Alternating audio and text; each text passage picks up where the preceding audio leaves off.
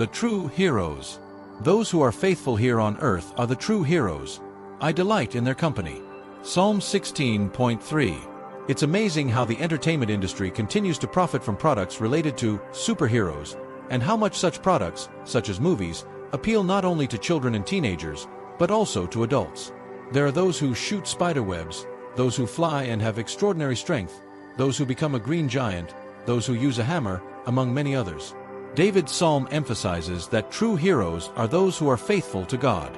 The NIV translation of the Bible calls notable what the NVT translates as true heroes. Every church needs these true believers, references for the new generations. And in Psalm 16 we can find at least 3 marks of these heroes. First, true heroes in faith have no connection with other gods. The psalm records, "Many are the afflictions of those who run after other gods. I will not share in their blood sacrifices, nor will I call on their name."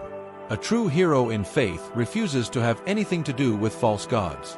There is a lack of heroes of faith in today's church because people, unfortunately, are linked to false gods in a veiled way. In speech, they are worshippers, but in practice they divide their hearts.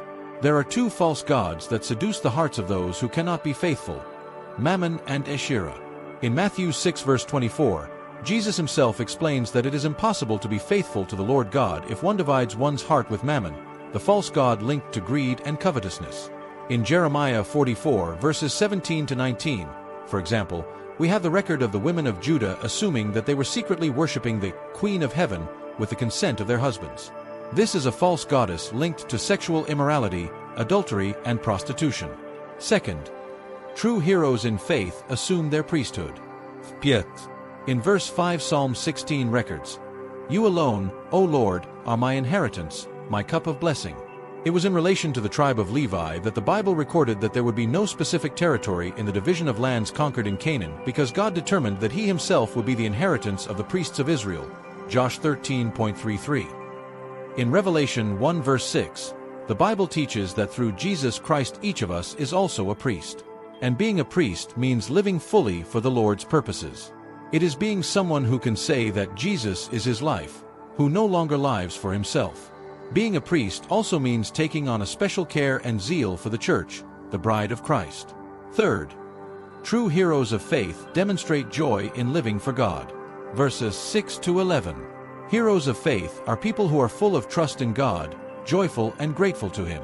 Psalm 16 contains several expressions of contentment and gratitude toward God and in relation to the service we render to him.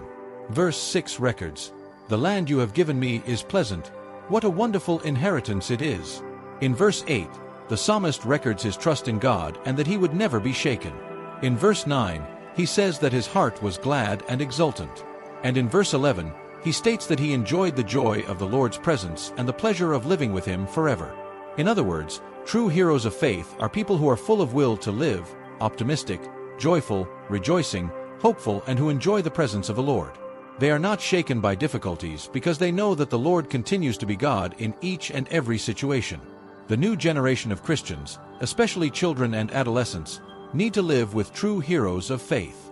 Blessed is the church that has the blessing of having such heroes among her. Thank you, my God. May peace be with you.